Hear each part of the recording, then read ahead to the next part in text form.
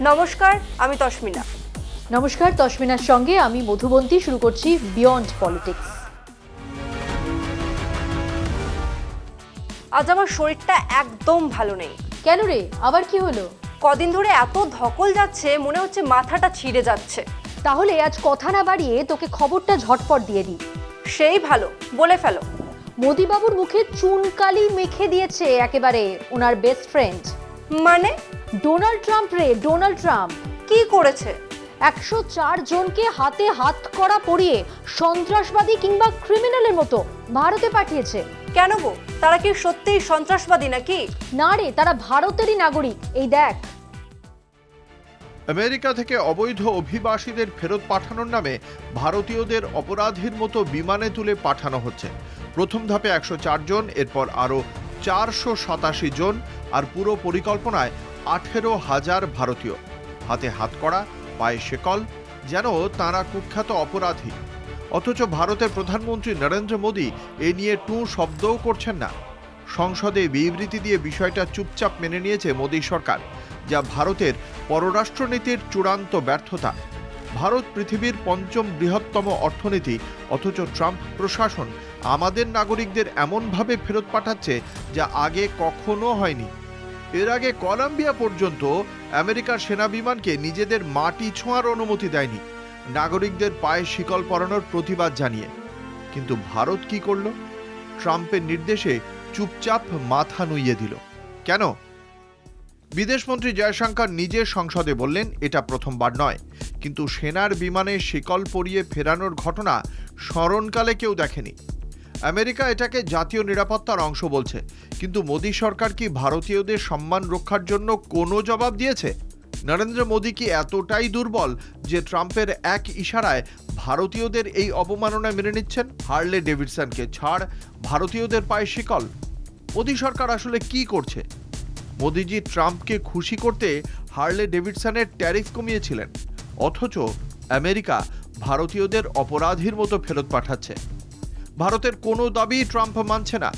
H-1B visa বন্ধ, ভারতীয়দের চাকরি চলে যাচ্ছে, AI বা চিপ সেক্টরে কোনো বিনিয়োগ আসছে না। মোদী সরকার কি শুধুই আমেরিকার গোলাম হয়ে গেছে? শুধু ট্রাম্প মোদির বন্ধুত্ব দেখিয়ে ভোট আদায় করাই কি উদ্দেশ্য? ট্রাম্পের শপথ গ্রহণ অনুষ্ঠানে মোদির আমন্ত্রণই নেই, অথচ মোদি একসময় আব কি বার ট্রাম্প সরকার স্লোগান তুলেছিলেন। আগামী কয়েকদিনে মোদি ট্রাম্প বৈঠক থাকলেও ভারতীয়দের এই অবমাননার বিরুদ্ধে মোদি কিছু বলবেন কিনা তা নিয়ে সন্দেহ আছে। এটুকু আভাস দিয়ে অবশ্য উনি যাত্রা শুরু করেছেন যে এ যাত্রাতেও ট্রাম্পকে তোষণ করেই যাবেন। ভারতের স্বার্থ রক্ষায় মোদি সরকার কিছুই করতে পারছে না, অথচ চীন, এমনকি কলম্বিয়া পর্যন্ত নিজেদের সম্মান রক্ষা করছে। ভারতীয়দের যখন অপরাধীর মতো ফেরত পাঠানো হচ্ছে, তখন মোদির চুপ থাকার মানে কি? কেন ভারত সরকার ট্রাম্পের সামনে এতটা দুর্বল?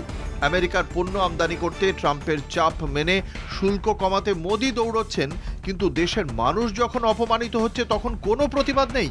মোদিজি, ভারতের নাগরিকদের সম্মান কি এতই সস্তা? এরকম ক্রিমিনালের মতো, সন্ত্রাসবাদীদের মতো ভারতে পাঠাচ্ছে, ভারত কিছু বলছে না? না, বলছেন না। হাসি মুখে কুলুপ। মোদিজি গেছেন তো প্রিয় বন্ধুর সঙ্গে দেখা করতে। নিশ্চয়ই প্রতিবাদ জানাবেন। সেটা মনে হচ্ছে না রে। ভাইস প্রেসিডেন্ট জেডি ভান্সের সঙ্গে দেখা করলেন একেবারে হাসি মুখে। ট্রাম্পের হাত তো উনি ছাড়তেই পারেন না। প্রশংসা ছাড়া নিন্দা করবেন বলে মনে হয় না। যাদের পাঠিয়েছে তাদের মধ্যে সত্যিই কি কেউ ক্রিমিনাল? ভারত যাকে সত্যি ক্রিমিনাল বা টেররিস্ট বলে ঘোষণা করে, সে ট্রাম্পের পার্টিতে যায়। মানে কার কথা বলছো তুমি? গুরু পদবন্ত সিং পন্নুন। ভারত তাকে সন্ত্রাসবাদী ঘোষণা করেছে, অথচ সে ট্রাম্পের পার্টিতে যায়। এক জঙ্গি প্রেসিডেন্টের সঙ্গে পার্টি করছে আর সাধারণ মানুষকে হাতে হাত করা পরিয়ে দেশে ফেরত পাঠাচ্ছে। মোদি জমানার ডিপ্লোমেসি কতটা ফাঁপা সেটাই তার প্রমাণ। আরো প্রমাণ আছে। মানে? গোটা বিদেশ নীতিটাই একেবারে লোক দেখানো। নিজেই দেখ। ডোনাল্ড ট্রাম্প ক্ষমতায় ফিরেই অবৈধ অভিবাসীদের বিরুদ্ধে যুদ্ধ ঘোষণা করেছেন, আর প্রথম ধাক্কাটা এসে পড়েছে ভারতে। শতাধিক ভারতীয়কে হাতকড়া পরিয়ে সামরিক বিমানে দেশে ফেরত পাঠানো হয়েছে, অথচ একসময় মোদি আব কি বার ট্রাম্প সরকার বলে স্লোগান তুলেছিলেন।